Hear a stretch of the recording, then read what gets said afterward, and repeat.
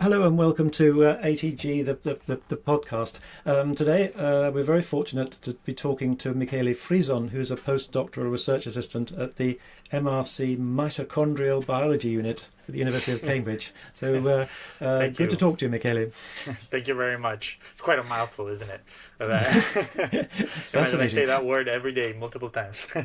Gosh. Oh, So thank you for having me. let's start right at the beginning. So how did you get interested in science in the first place? Well, I wouldn't say that I've wanted to be a scientist since I was a child, but the interest started when I was young. When I was in my school years, I had a certain affinity for the sciences, and like my parents' guidance helped direct me towards biochemistry, which was the undergraduate degree I did in London at the University College London, and that was a great course. Sort of. I could see like the wide range of topics that I could do within a field that had a natural attitude towards. And then sort of the end of my undergraduate, I decided to do a PhD because I sort of didn't want to be sitting in an office working on something that somebody else was interested in. And so I tried to do a PhD, and I really like doing that. And I think it's very motivating to be a sort of tiny entrepreneur working on a specific scientific subject, and since then my interest has only gotten bigger and bigger, and so I guess yeah, that's pretty much So it. why did you were born in Italy and went to school in Italy? So why come to England to study your undergraduate degree?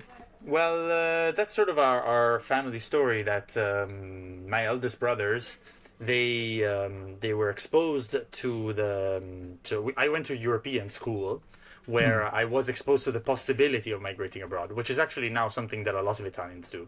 I think Italians are people is a people of migrators, and this hasn't changed in the recent years. But in our specific case of our family, the we noticed how my eldest brother noticed how the British university system was a lot better. First of all, Britain's more multicultural than Italy.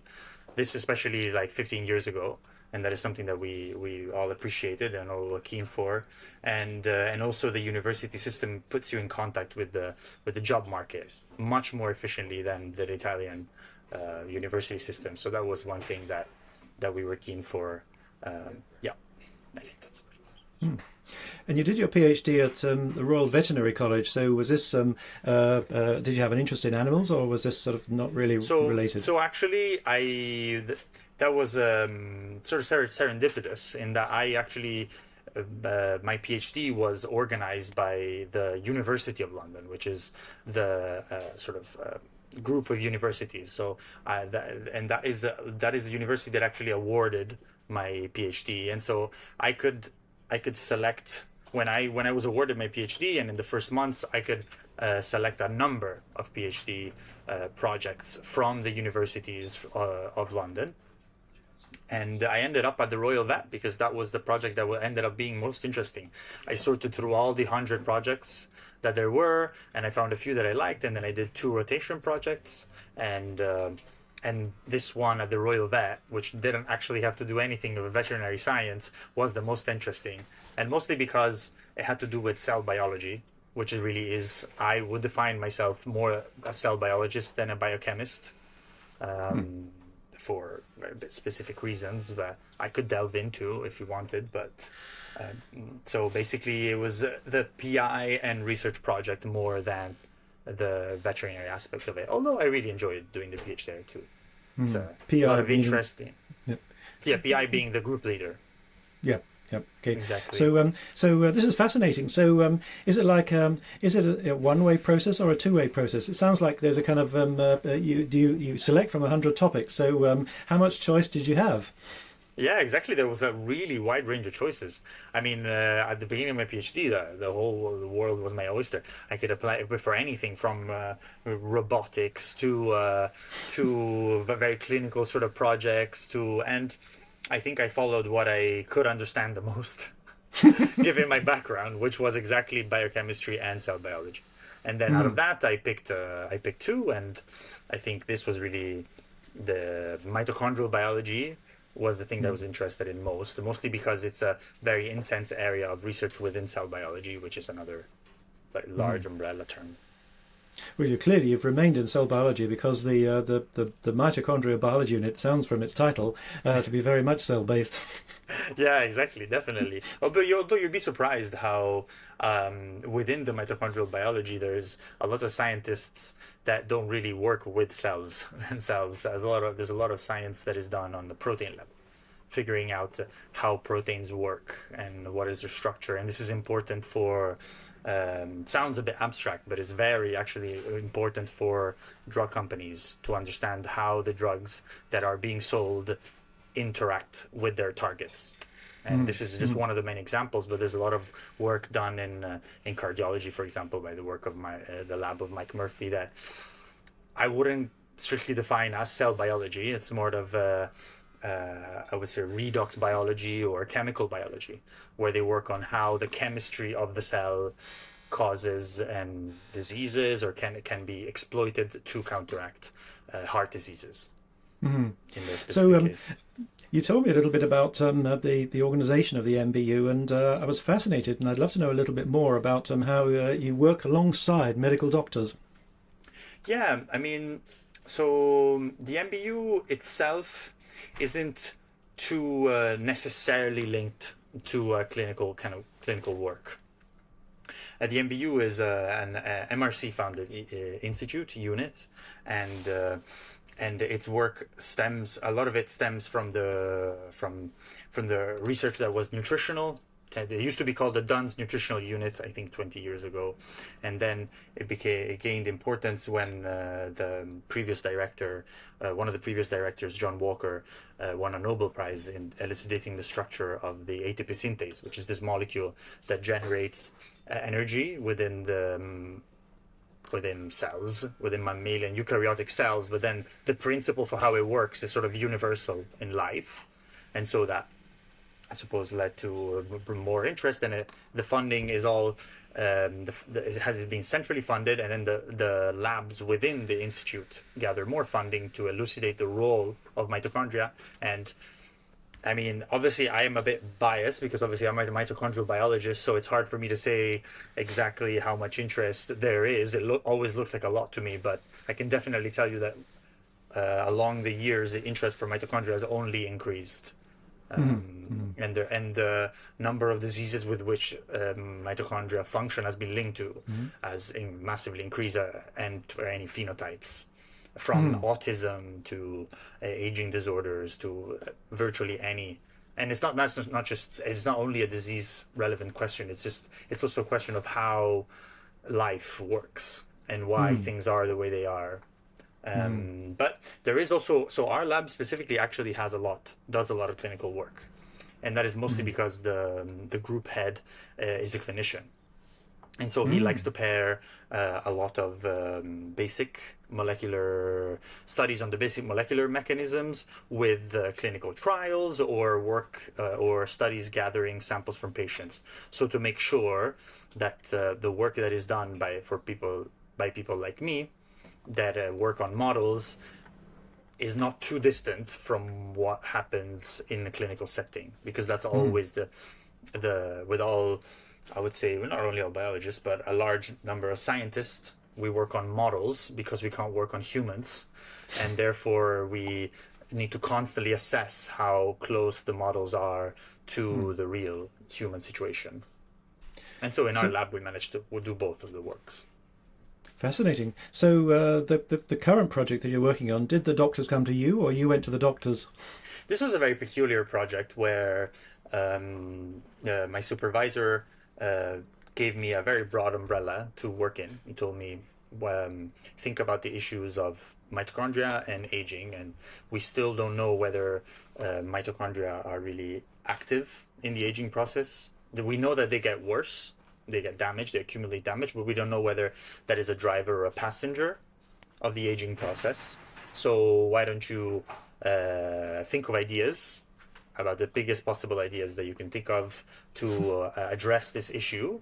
And then we had a series of meetings over the months coming in, and then we sort of shaped in a project that I worked on that evolved across the years. I don't know if that answers your question. No, that's very good. I mean, is that common that research projects are sort of that you're given such a wide brief? I think actually that's not. I was very lucky. More commonly, the project is written before you actually step in the lab, or what happens very often is that the person before they come in the lab writes the project themselves. But I guess, yeah, especially for PhDs, this is some of the postdoc level, I was entrusted to do this, to think of my own project, where normally people come in their PhD and they tend to have less training, and so they're more like given a project. Yeah, and you do work alongside neurosurgeons, I believe, and so do you don't have contact with the patients, but presumably you have awareness of the sort of the conditions and specific problems that they face. How does that work on a day-to-day basis? Well, so within the lab, there are people that work directly with neurosurgeons, or there are people in the lab that routinely assess neurological symptoms. But I would say that since I'm in the part of the lab that works on the sort of more mechanisms of disease and how to develop new druggable systems, how to solve these disease issues, I actually don't have direct contact with the patients. What I do is I use, thanks to the fact that I'm in this lab, I have a very clinical outlook at scientific questions. So I don't deal, I don't look at strictly how the cell works, how biology works, but I deal with how does it not go appropriately in disease. So I have this outlook because I work with it alongside, but yeah, I mean, I think most of it comes from the literature. I think most of my knowledge about clinical settings comes from the literature, and of course, the work that is done on the clinical setting within our lab gets presented, but it tends to be before publication. It always tends to be a bit premature to draw conclusions, and that's one thing that I think is quite interesting from the chat we had in person that you were talking about. REPEC, what's it called? Whereby instead in biology, a lot of the work tends to be a bit premature before publication. When you say premature, you mean published as a preprint? I personally think even published, accepted within a journal and published in its final form. Yeah, I think that's a point for discussion. But there's obviously conferences where people present unpublished data are useful, but I think the data tends to be always a bit, not always, I can't say that, but a lot of the unpublished data needs to be, it's easier for unpublished data to be non-reproducible, or non-reproducible is something I would say. We can perhaps come back to that when we look at more broadly at science. But just to sort of summarise your specific research cycle, so you study and innovate and publish, and presumably does that lead to some sort of medical trial and sometimes a product, or is that? Yeah, I mean, fortunately, in the case of the lab that I work in is part of a larger infrastructure that actually does run clinical trials for rare diseases.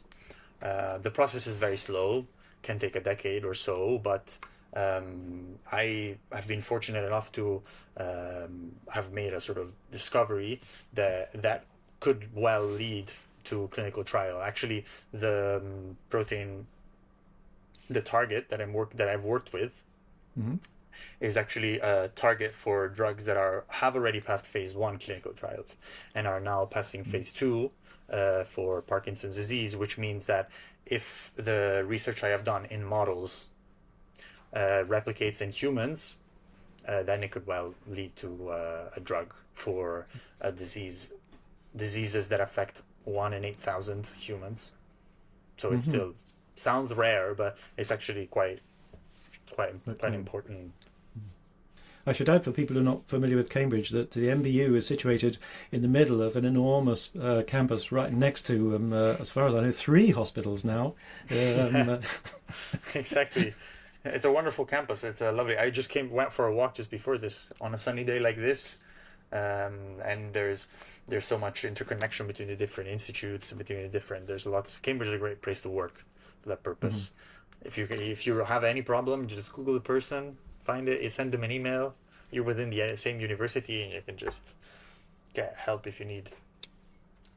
Sounds fascinating. So let's talk a little bit about the specific. I'm fascinated to know about the literature discovery process that you go through. Tell me a bit about. You're confronted with a vast number of scholarly articles being published on a sort of a weekly, almost daily basis. So how do you get from that to what you actually read? So there's different methods. Basically, one way that I do it, and and that's the reason why we met, is that I do this biomed news.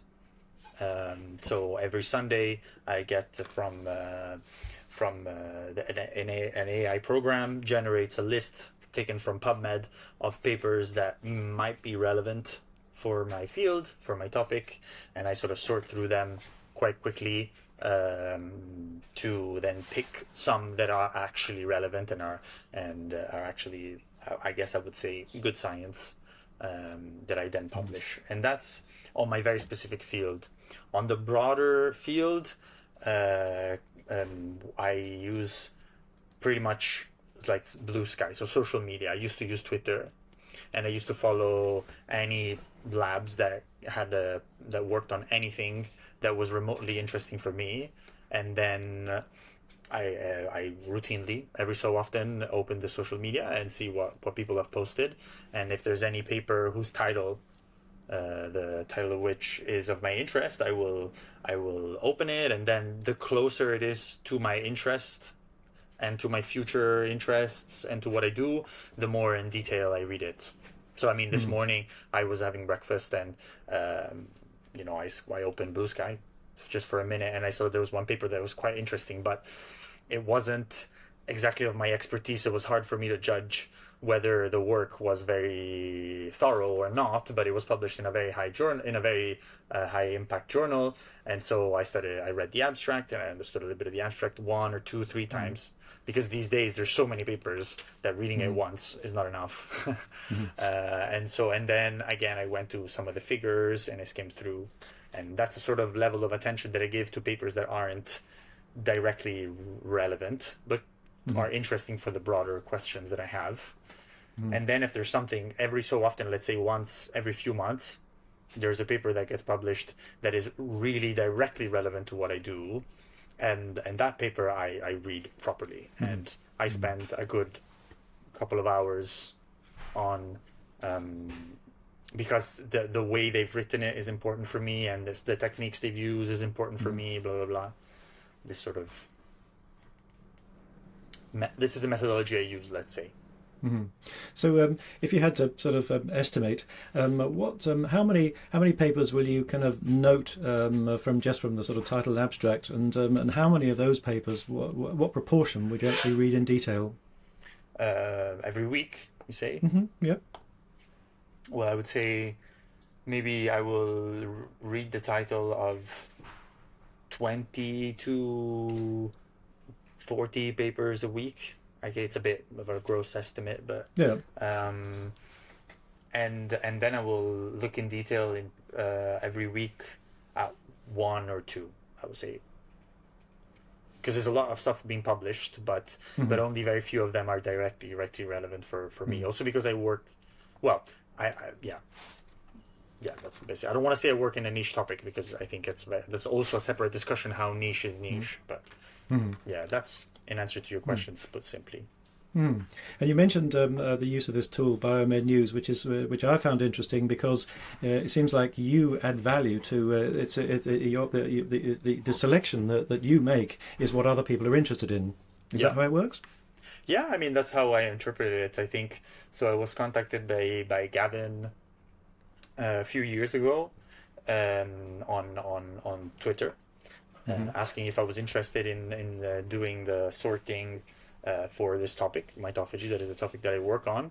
And well, since I'm a young early career scientist, I thought I would be very keen to do that, also to have something to publish every week, to do a bit of a service, to be useful for the field that actually I've become attached to.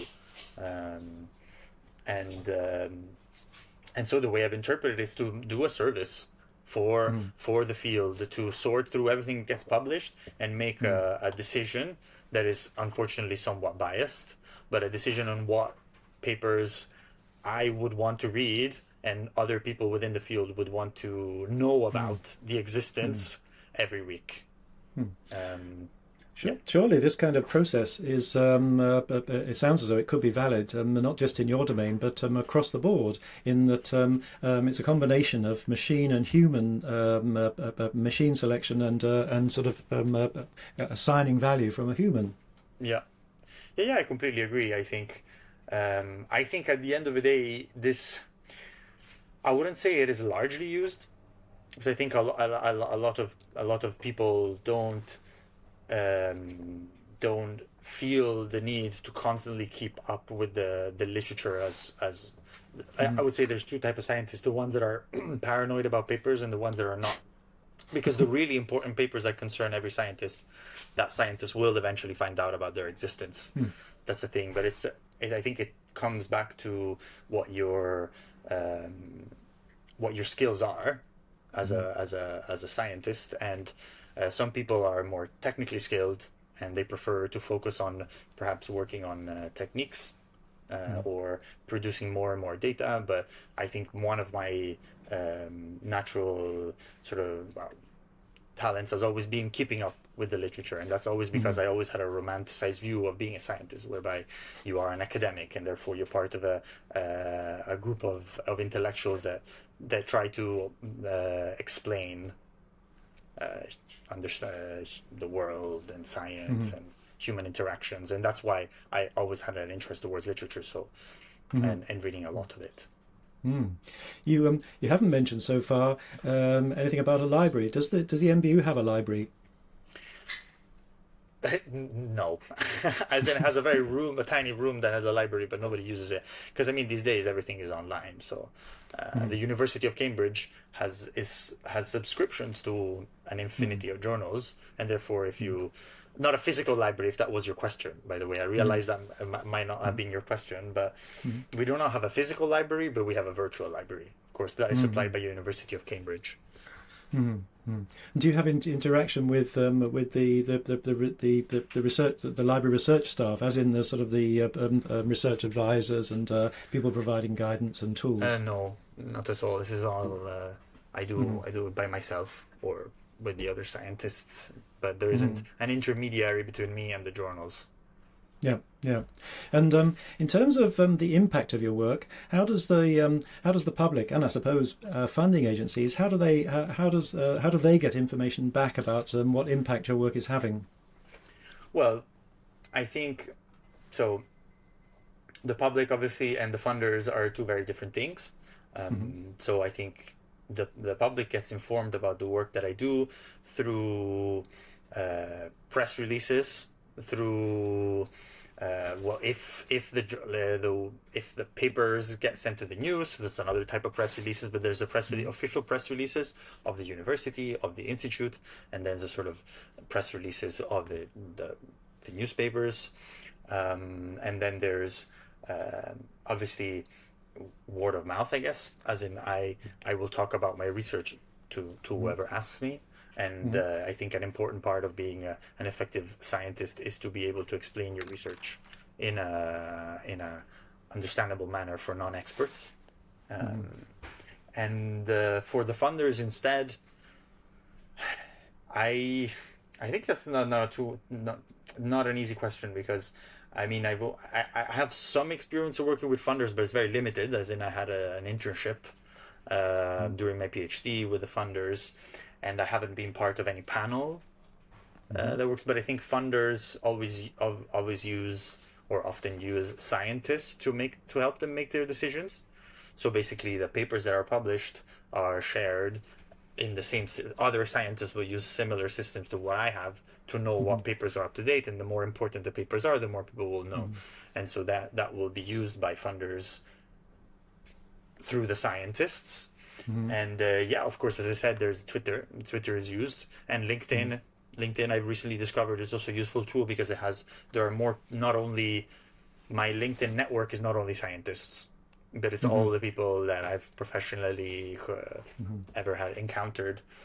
So social media helps a lot. And yeah, I think that's pretty much it, I guess. Let's talk a little bit about research culture, because you've been in a research environment now for several years. So a lot has been written about research culture, but would you describe it as competitive or cooperative? So I think it is both, but it is essentially competitive. I mean, at least within the life sciences, each group is effectively competing with all the other groups, but it can form cooperatives. It can form groups it can form collaborations. I mean, the vast majority of sort of papers in the life sciences are collaborations. It is very hard to publish a paper with a single lab or with two authors. I mean, even rarer is two authors. Like my paper is a specific case where all the work was done within one lab, but I think a majority perhaps of papers are collaboration between different labs. But that is first a competitive process. And first, you can only work with who you trust, can't or doesn't want to steal your idea or pass your idea on to somebody else.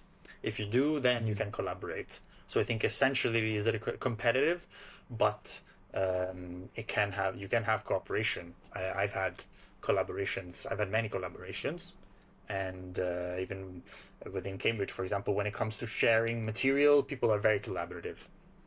People are happy to share material because it increases collaboration. But when it comes to ideas, that's always a lot harder. Up until they're published, obviously, and once they're published, anybody's happy to share their idea. There's it appears that certainly science publishing is extremely hierarchical, in the sense that there's a sort of there's a level of influence of journals with Science and Nature at the top, and all the way down and through impact factor and whatever other measure. Do you think that that is changing over time? I don't know. My personal experience, no, I don't think so. I think it still remains. Obviously, there isn't only the three journals. Science, Nature, Cell aren't the only three journals that count. There's a lot of amazing science done in other journals, but it is still very hierarchical. As in, the best science is done in those, and it's unfortunately a bit of a self-feeding cycle, in that it's hard to, unless you're in your specific field. Within the field of mitophagy, I would be able to judge whether a paper in a high-impact journal is actually not good work, or whether a paper in a low-impact journal is good work but hasn't been awarded. But that doesn't tend to be the case, because I do sort through a lot of these papers in many different types of journals. Unfortunately, it is very hierarchical. The best science is done in the papers in the journals with the highest impact factors. To my judgment. Then there's always the issue that revolutionary science tends to be not accepted at first. That is a separate sort of issues. We're talking all about incremental science. The real revolutionary science, I think, has to be dealt with a whole other set of categories. What intrigues me from the three journals you mentioned is that two of them cover the entire ground of science, which is enormous. Science and Nature. I mean, you can, in principle, it sounds that you can propose an article in any scientific topic, and it would be accepted if it's good enough. So how on earth can that happen? With doesn't Nature need a sort of a reviewing panel of as many scientists as there are? Yeah, I mean, I think so. Obviously, there's several layers, right? I mean, the editor first makes the first decision, and there's advisors to the editor as well. And the editor would decide whether the topic is novel enough. And the editor, I think, can have, obviously it's very hard to put the proper number of this to be very objective. This is very up to debate. But in my opinion, the editor has more than anybody else a good judgment of what is really different, what is really revolutionary, no, but what is really novel. And so the editor, I think, is probably the best equipped person to make that decision, and then will pass on to if the title and the abstract and the paper are sufficiently novel. Because the thing is, there's a lot of really good science made, but to make science that is really citable, it needs to be very strong, as in it needs to be done with the same concept needs to be have proven with several methodologies. These need to be very strong methodologies or established, and then at the same time needs to be a very novel idea, something that something that will interest everybody. It is publishing at the end of the day. It has to interest everybody. It has to be something not too obvious and not completely crazy and sensical. And then it gets past the reviewers, and as you were saying, how is it possible that how can a journal that has such a broad interest find reviewers? Well, the thing is that they tend to look for reviewers that are specialists, and the reviewers that are specialists will gladly review papers in these top journals, because it gives them information about what is published, what is the trendiest topic, and it basically gives them information much before it's published. And so that's the way I see that the publishing system does work. Obviously, that is in partly contrapose to the preprint system. But that's another pair of questions that I think you're going to get to. Yes, we'll come back to that. But it sounds like the editors then of the most prestigious journals are in a remarkable position, in that despite institutions and research labs being very hierarchical and very much based on sort of a track record, those editors are in a position of almost making or breaking reputations. Yeah, that is very much the case. It's quite remarkable. So you mentioned competition rather than cooperation, but I noticed that you've been involved in what sounds like a very cooperative activity in your lab, all about doing some environmental changes. How did that come about? Well, that wasn't really. I wouldn't say that was something that happened in my lab. I would say that was a MBU initiative, so an initiative of the institute. So when I joined, we did have a green team that was a group of somebody from every lab. Several volunteers would try to work to make the institute more environmentally efficient or more environmentally friendly. But at a certain point during lockdown, I was approached by the director because the previous chair had left, and to sort of lead it, and for me it was a very important experience, both personally and for my career, for my professional development, because it allowed me to have experience on how to lead a team and also work on something that I cared about deeply, that I cared about on a humanitarian basis, because I still believe several years later, even though now I'm not the chair of the Green Team anymore, that the climate crisis is one of the leading issues of mankind at the moment, and to be able to do something about it was very important for me and for my own view of myself. Let's say. You mentioned leadership and managing people, which brings me on to what happens to a lab researcher. Are there any old lab researchers? Any old lab researchers?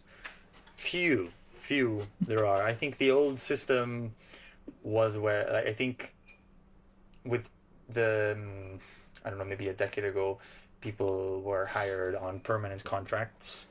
But I think gradually the number of people that have permanent contract has been decreasing, and at the moment everything is relatively short term. We're sort of because the funding is always is short term. There used to be, I mean, I think in the glory days of science, we're talking about 40, 50 days ago, we knew very little about science itself. We knew very little about biology, and any discovery could have been completely revolutionary and lead to many things, but you had very little idea of what the funder had very little idea of what could lead to what. It's hard to predict. But these days there are so much science, there's so many scientists, that I think the funding model has shifted to a much more competitive system because it is much harder to do blue sky science. I think that's my opinion. Nonetheless, the kind of work that you describe that you're doing is anything but blue sky, in that it looks like there's a very, very direct relationship between what you do and potential sort of sufferers and disease and finding ways of dealing with it. Yeah, exactly. For example, my research stems from I don't know if I would say blue sky, but I mean it stems from basic science. My project starts from the putting together two concepts of basic science that cells have ability to repair themselves and recycle damaged portions of the cell, putting that concept together with the concept that the mitochondria have their own DNA that is separate from the DNA that is in the nucleus that we all know about, and that can accumulate mutations. And so from these two concepts that came from basic biology studies and originally came from blue sky studies, then they were put together to do something that instead has, let's say, clinical relevance. It's fascinating you mentioned the phrase "how life works," because I've just been reading a very interesting book on just that subject, and I was intrigued to see how books of this kind fit into the science landscape. This is a book written somebody called Philip Ball, who was formerly an editor at Nature, but a physicist and sort of a writer on science topics, and it intrigued me that it suggested the possibility that science could progress through discussions of this kind, that sort of you can't call it sort of popular science, but sort of general science writing outside the scholarly literature. I noticed that the basis of his work was published as peer-reviewed articles, but then came out as a science as a paperback. So, do you think there's a sort of the way that science progresses, particularly in your area, it comes from one side or the other side or both? I think it comes from both. I think there's definitely, even though social media try to expand and replace discussion, the human discussion, I think it has failed in that way, in that purpose, because social media essentially, in my opinion, it's rather than a discussion, it's I don't know exactly how to phrase that appropriately, but everybody states their opinion, but there doesn't successfully discuss around their opinion to make a conclusion. So I think human discussion in person is still very, very valuable. And I think that is the purpose of conferences, that is the purpose of institutes, that is the purpose of universities, to bridge this large gap between publications that are statements and then the discussion that is required to metabolize all these different statements all together, and also ideas come out of publications, also interpretations of the papers come out of discussions, of personal discussions. So yeah, I think both are really valuable. One of the suggestions for this book was that popular views of science, particularly genetics, is quite a bit at variance with current thinking. And the example quote in the book was the sort of when the human genome was sort of mapped, the popular perception was, what you read in the newspapers was, we'd fix most diseases tomorrow because we'll just find the right gene and then we're sorted. So do you think there's a need for trying to sort of educate the public in this? I mean, do you think the public is way out of line with what current science thinking is? I think it's hard for me to speak for the whole public, right? Because obviously everybody lives in a sort of bubble in that they're only exposed to certain people. But I think I've tried with my life to expose myself to as many points of view as I could. And I think that, yeah, there is a large gap between specialists like me and the public. But I think the public that a part of that gap is actually necessary, because the work that I do requires time before it should be publicized to the public. I think, unfortunately, once a paper is published, that's only the beginning of that paper. It needs to be reproduced and needs to be understood and blah blah blah. And at the end of that paper, we often think that we've cured the disease, but there's always caveats, and things are always, the more you look into them, the more it's complicated. That's an aspect where instead I think social medias instead have been useful. Because I've seen that the number of people that work in public engagement or publishing, or I wouldn't call it publishing, but in simplifying ideas, metabolizing complex ideas and explaining them has massively increased. I think public pages that are not specifically science, it's very easy to follow a science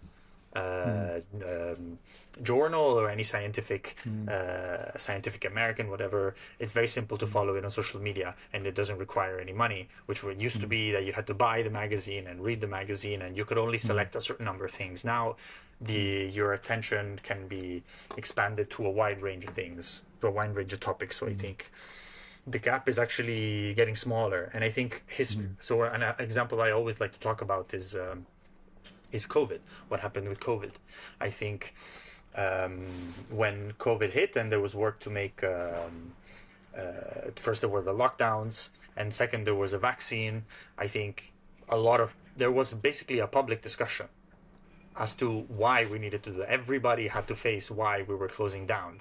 And before that, and during COVID, what was understood is that the role of scientists, what role they can have in society, but also what are vaccines, and what is the range of types of vaccines we can do. And okay, there was a lot of there was a lot of criticism around vaccines, but I think as a society we have matured because of because of COVID.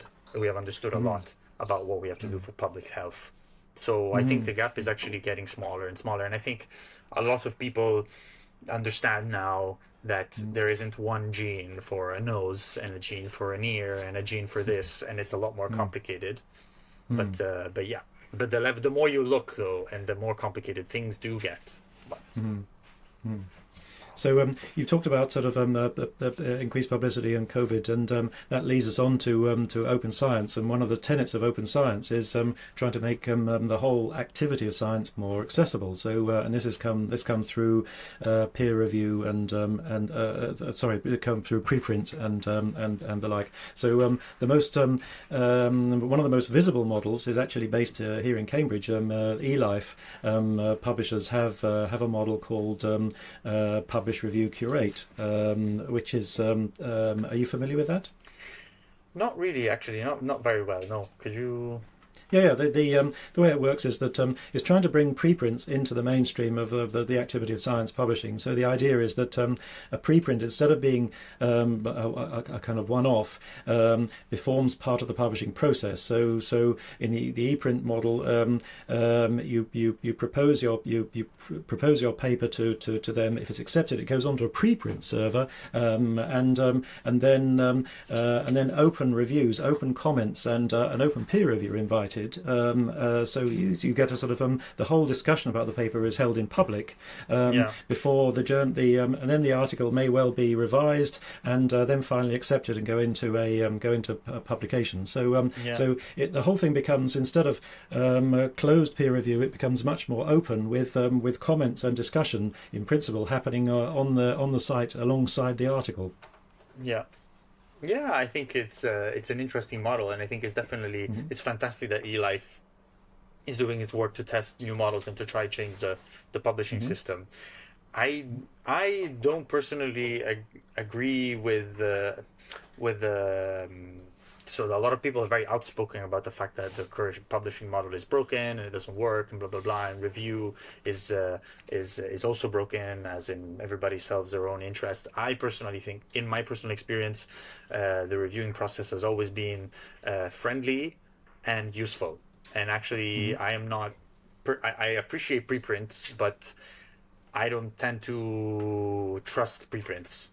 Unless, again, it's a very specific topic in a very specific field that I can judge. But the issue is that, like I said, only 1 or 2 papers get published a week out of 40 that actually concerns me. So I can't understand everything. I can't judge everything that I need to understand. So I rely a lot on journals, on their ability to filter and accept what is valuable and not. And then I think a lot of discussion about reproducibility. I think a lot of people think that the reason why science is not reproducible is because the papers are made with false data, or but I think the issue is more about in the concepts. I think the general flaw that is unavoidable is that, at least in the life sciences, but I think generally in the sciences, when you make a new discovery, you think that discovery applies to everything, and the more the more you work on it, the more you find out that it has its caveats. So the reason why it's not reproducible is because you did not foresee, you were not able, the person who published was not able to understand that the specific model, the specific context they were working in doesn't apply to everything. But I think that is why reproducibility, that's why reproducing work is essential. That seems like a classic case that where the peer reviewer can say, have you thought of use case B, use case C, and use case D, as well as use case A? You seem to be in a minority in that it's rare to talk to researchers who are happy with peer review. Most reviewers complain bitterly about peer review. How much time do you spend? What proportion of your time is spent doing peer reviews? Well, at the moment, none. I was a peer because some years ago I published my PhD work, and that was when I was sent review. I was sent papers to review, and I happily did them. Obviously, I couldn't accept more than 10% of my time to do them because I don't get paid for it, and I have to produce data that's not what I get paid for. But I really like doing it. I think if I was paid, or if that would allow me to, if let's say that was a compulsory element of being a scientist, I would be happily doing it, because I think. It's an essential part, and I think it's really fun to help other people turn their paper into something better and help them understand how they could have made mistakes. Reviewers have helped me realize when I made mistakes, when I made conclusions that perhaps were not, and that's why I think the preprint system, it has value, but I don't think it can completely substitute the review system.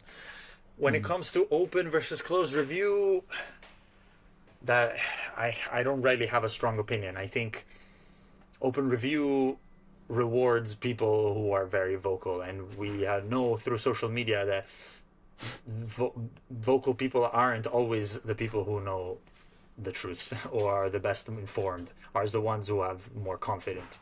So we have to be aware of this, where open review, this danger that it allows only certain set of people to review. But it is definitely sound like a valuable tool in itself, because it's true that closed review allows many people in many cases to say obscene things in review. And so if it was public, they probably wouldn't say the same sort of thing. Let's say. And in terms of research integrity, you mentioned problems with the premise rather than the data, but research integrity seems to be a sort of a rapidly growing. Maybe it's just more is being discovered. Maybe there's no less sort of fraudulent activity going on, but nonetheless, there's a horrific increase in the number of papers being retracted in recent years. So do you think that is is something which perhaps open science might be able to fix, or is there a way of getting over research integrity? Well, no, I think it's a difficult question. I'm not very confident to answer, but I don't think open science will be able to address that, because I think it all relies on the fact that the data that is given to a journal by a scientist is, we believe it. As in, how can I say it? If the review tested it by their own lab, so if that lab is fraudulent, so produces false data, which there are a million ways to produce false data, they can keep on doing it. So the main issue is, if it was possible to counter test what was done by them for another lab in some sort of way within the review process, then that would make it a lot stronger. But unfortunately, I don't think it's going to fix this issue. And I know that the numbers of papers that has been retracted has increased, although I would like to see whether that is normalized to the number of papers being published. first of all, because also the numbers of people being published has increased. And second, obviously a lot of important papers in big journals are retracted. I'm not saying all papers retracted are from low impact factor journals, but low impact factor journals, I was scandalized by this very specific case when, sorry, there's some noise in the background. Let me know if you can't hear, Go ahead, if there's too much noise. Where a paper was published that was entirely AI generated, and the reviewers clearly did not do their job at all of checking whether it was AI generated. So that wouldn't have gone through some of the higher impact factor journals for sure. So I think one of the reasons why there's been more retractions is also because journals have become predatory. There's a lot of journals that have been born strictly to make money, and with the open access system has allowed them to develop this vicious cycle where the more they publish, the more they profit, and so they don't care about the quality of stuff they publish. Well, thank you for all those views. Just to sort of complete, where do you imagine you'd like to be in 5 or 10 years' time? I think I would like to lead my own research group. But I'm pretty broad about where. I'm not too specific about Cambridge or the UK, but yeah, I think, as what transpires from this interview, I like academia and I like the academic process, and I think I would like to continue, but we'll see, because I am still a postdoc, so if that would be possible. Well, thanks very much for sharing your insights, Michele. It's been fascinating to learn about how our researcher works, and I look forward to hopefully seeing, maybe in less than 10 years, some great results from your projects. Thank you again. Thank you very much. Thank you. Bye. Thank you.